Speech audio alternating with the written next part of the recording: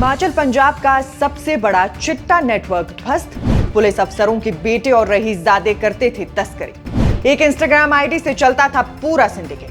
पंजाब में सीआईए की रेड, करोड़ों की ड्रग मनी के भी मिले सबूत। अगर आपको लगता है कि चिट्टे का कारोबार सिर्फ कुछ बदनाम तस्करों या सीमावर्ती इलाकों तक सीमित है, तो हिमाचल प्रदेश से सामने आई ये खबर आपको चौंका सकती है। क्योंकि इस बार जिन नामों तक पुलिस पहुंची है उनमें कुछ बड़े कारोबारियों के बेटे हैं, कुछ रिटायर्ड पुलिस अधिकारियों के बेटे हैं और ऐसे परिवारों के बच्चे हैं जिनके बारे में शायद किसी ने कभी सोचा भी नहीं होगा।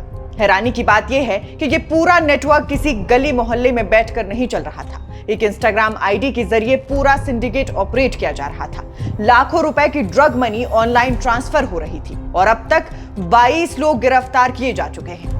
लेकिन सवाल सिर्फ 22 गिरफ्तारियों का नहीं है। सवाल यह है कि आखिर हिमाचल के युवाओं तक ये जहर पहुंचा कौन रहा था और इस खेल में शामिल लोग कौन हैं। आज की इस वीडियो में हम आपको बताएंगे कि कैसे एक शातिर नेटवर्क सोशल मीडिया के जरिए नशे का कारोबार चला रहा था, कैसे लाखों रुपए का लेन देन हुआ, कैसे हिमाचल पुलिस पंजाब तक पहुंची। इसलिए वीडियो को आखिर तक जरूर देखिए और चैनल को सब्सक्राइब करना बिल्कुल भी ना भूलिएगा।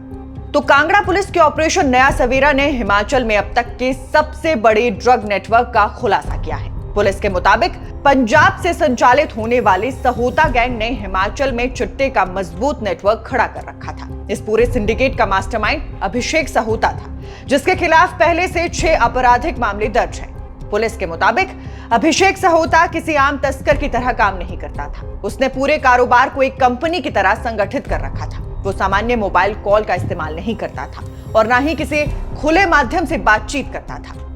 गैंग के सदस्यों और ग्राहकों के साथ संपर्क बनाए रखने के लिए सिर्फ एक इंस्टाग्राम आईडी devil_10417 और व्हाट्सएप कॉलिंग का इस्तेमाल किया जाता था। यानी जिस सोशल मीडिया को युवा मनोरंजन और दोस्ती का जरिया मानते हैं, उसी प्लेटफॉर्म का इस्तेमाल नशे का कारोबार फैलाने के लिए किया जा रहा था। जांच में सामने आया कि गिरफ्तारी और बैंक खातों के फ्रीज होने के डर से अभिषेक सहोता अपने नाम के बैंक खातों से दूरी बनाकर रखता था।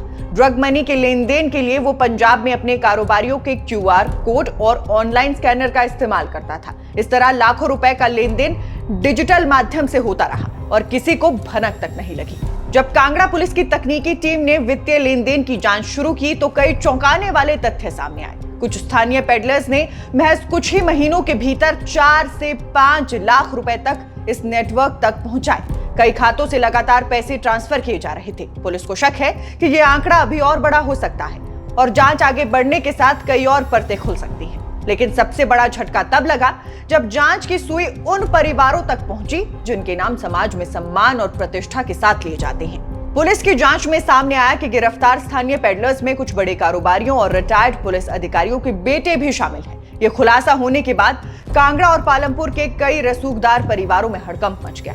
यहीं से कई सवाल खड़े होने शुरू हो जाते हैं।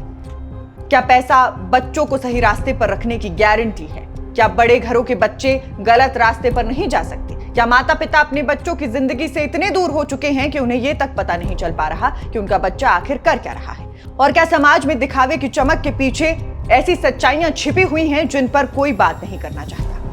इधर हिमाचल पुलिस ने मामले की कड़ियों को जोड़ते हुए पंजाब में कई जगहों पर छापेमारी की। कांगड़ा पुलिस की सीआईए टीम ने ताबड़तोड़ कार्रवाई करते हुए 3 और अहम आरोपियों को गिरफ्तार किया। इनमें गौरव सहोता, हनी और हनी कुमार शामिल हैं। पुलिस के मुताबिक हनी कुमार मुख्य सप्लायर था जो पंजाब से हिमाचल में हेरोइन की खेप पहुंचाता था, जबकि गौरव सहोता और दूसरा हनी इस पूरे नेटवर्क की ड्रग मनी का हिसाब किताब संभालते थे और बेनामी बैंक खातों को ऑपरेट करते थे। अब तक इस नेटवर्क से जुड़े 22 लोगों को गिरफ्तार किया जा चुका है और 167.18 ग्राम हेरोइन बरामद की गई है। लेकिन क्या सिर्फ 167 ग्राम हेरोइन का बरामद होना इस कहानी का पूरा सच है? असल सवाल तो यह है कि इससे पहले कितनी खेप हिमाचल पहुंच चुकी होगी, कितने युवाओं तक ये जहर पहुंचा होगा, कितने परिवार तबाह हुए होंगे। कांगड़ा के एसपी अशोक रतन ने साफ कहा है कि आरोपी चाहे कितना भी रसूखदार क्यों ना हो, किसी भी कीमत पर बख्शा नहीं जाएगा। पुलिस अब तक सिर्फ नशा पकड़ने तक सीमित नहीं है, बल्कि बैकवर्ड लिंकेज के जरिए पूरे नेटवर्क, सप्लायर्स और आर्थिक तंत्र तक पहुंचने की कोशिश कर रही है। लेकिन इस कहानी का सबसे दुखद पहलू शायद गिरफ्तारियां नहीं है। सबसे दुखद बात यह है कि जिस उम्र में युवा अपने सपनों के पीछे भागते हैं उस उम्र में कई युवा चिट्टे के पीछे भाग रहे हैं। जिस उम्र में माँ बाप अपने बच्चों के लिए भविष्य के सपने देखते हैं, उसी उम्र में कई परिवार अपने बच्चों को नशे से बचाने के लिए अस्पतालों और नशा मुक्ति केंद्रों के चक्कर काट रहे हैं। और सबसे डराने वाली बात यह है कि चिट्टा किसी गरीब या अमीर का फर्क नहीं करता। ये बड़े घरों के दरवाजे भी खटखटाता है और छोटे घरों के भी। ये किसी का बेटा नहीं देखता, किसी का धर्म नहीं देखता, किसी का रुतबा नहीं देखता। ये सिर्फ जिंदगी छीनता है। और शायद यही वजह है कि आज सबसे बड़ा सवाल पुलिस से नहीं, समाज से है। अगर इतने बड़े परिवार के बच्चे इस दलदल में उतर सकते हैं, तो क्या हम अपने बच्चों के साथ पर्याप्त समय बिता पा रहे हैं? क्योंकि अगर हम आज भी नहीं जागे तो हो सकता है कल किसी खबर में नाम किसी और का नहीं बल्कि हमारे आपके घर का। बाकी आप दर्शकों का इस विषय पर क्या कहना है, हमें कमेंट सेक्शन में जरूर बताएं। अभी के लिए इस रिपोर्ट में बस इतना ही। नमस्कार।